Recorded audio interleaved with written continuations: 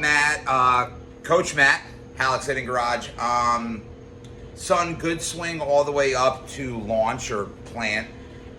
There's a lot of foot plant, heel strike. When that heel comes down after a stride, that's when everything starts happening. So a couple drills. He's not loading, right? So how do we get kids to load? I am kind of an SME on getting into our backside and loading and swinging hard, especially pitch counts. Based on various pitch counts, my hitters actually load a little bit deeper into the negative or into their backside based on what the pitch count is. But that's a whole nother drill. But a couple drills that we can do. There's actually a variety of them. I use them with actually all my students, from 5-year-olds all the way up to high school and collegiate athletes. But a couple really simple ones. I'm a big T guy when we're looking at neuromuscular training, as far as repetitive training of getting them to feel something that they're not, to do that over and over again so they actually get into a habit of doing it. NMT, neuromuscular training. There's actually neuro resistance training as well. That takes it to a whole nother level, but I can talk to you later about that. But a couple things that we do in the garage, very simple. His stance is pretty good. He's pretty straight up on his stance, and he gets into a good position when he gets to plant or stride and then plant, and he's ready to launch. His barrel's kind of tucked a little bit because he's kind of here. And I talked about in the message, he kind of takes his wrist and he goes this way, so that barrel goes behind his head. It's not too bad. You kind of want it at 45. He gets a little bit more. He's probably at 55 or 65. And some of the cool things I'll be doing with Louisville Slugger Hitting Science Center, you'll actually be able to see bat angles of where they start and then where they stop before they actually come forward. But he's a little bit more than 45, but you want that barrel to kind of split your head in that knob going right towards the catcher. Any little bit more, then there's more room for error as they come through the ball. But he's pretty much straight up, right? Which is fine. When his front foot comes up, that's for him is a stride. The thing we have to get him, he picks up and goes this way. So what we have to do is we have to get him to pick up and go that way towards the backstop.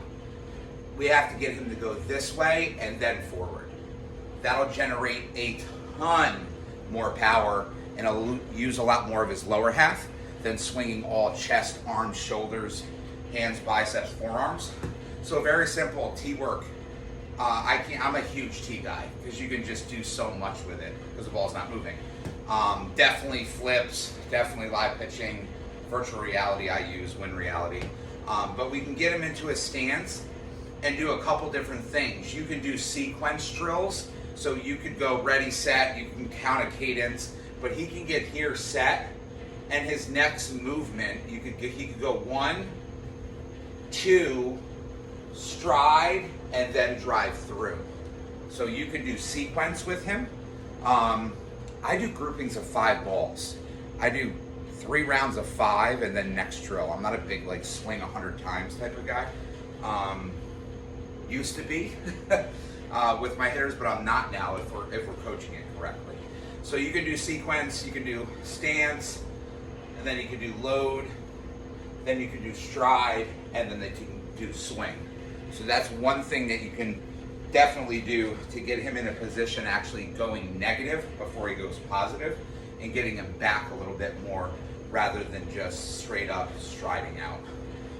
Another big one, there's a ton of terms. There's a flamingo, it's called flamingo drill, Jethro Tull, but I use it with every single one of my hitters, is your normal stance, and then I actually have them put all the weight on their backside so they can feel it. So I actually have them come back. They don't have to pick their leg all the way up because you don't want them to change their hips or their hip movement. You want your hips kind of in line with your shoulders. So you don't want to train something that's really going to be different. But I have them loading, he's kind of straight up, your son, I just have them loading and put all their weight on their backside and just stay there. They don't even have to swing.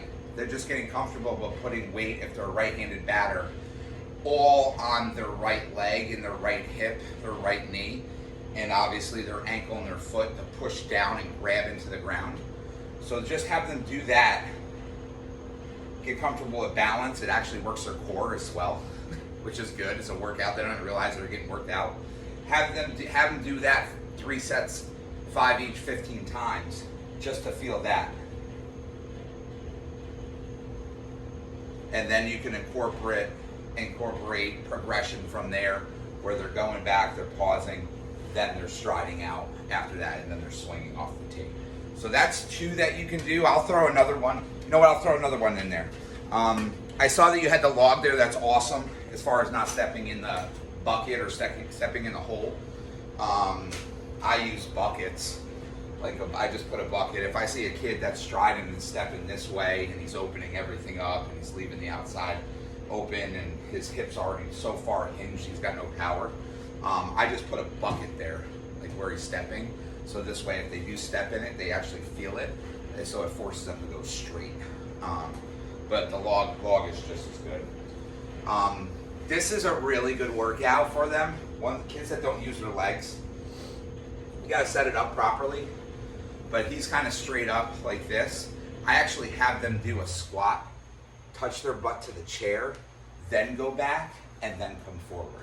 So I have a chair there. They're getting a leg workout. They don't even realize it.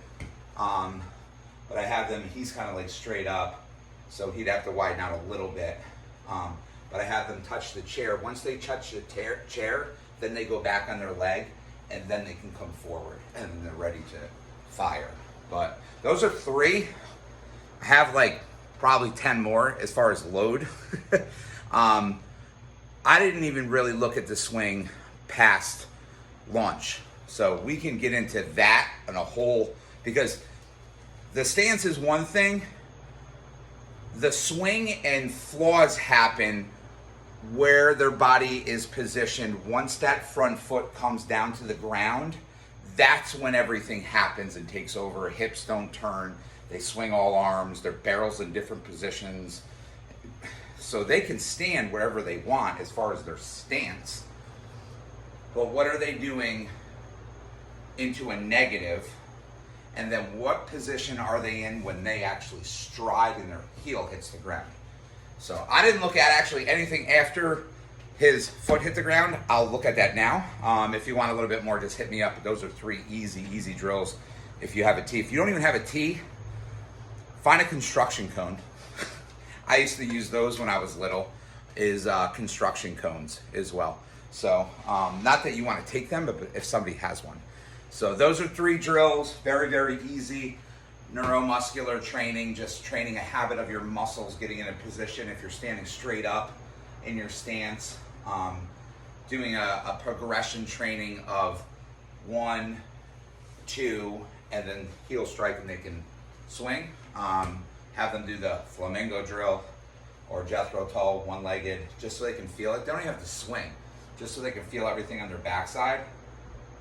And then have them stride out, so they're striding straight. And then the third one, obviously, is using the chair so they get into their legs. He's kind of straight up, kind of butt down, getting a little squat in.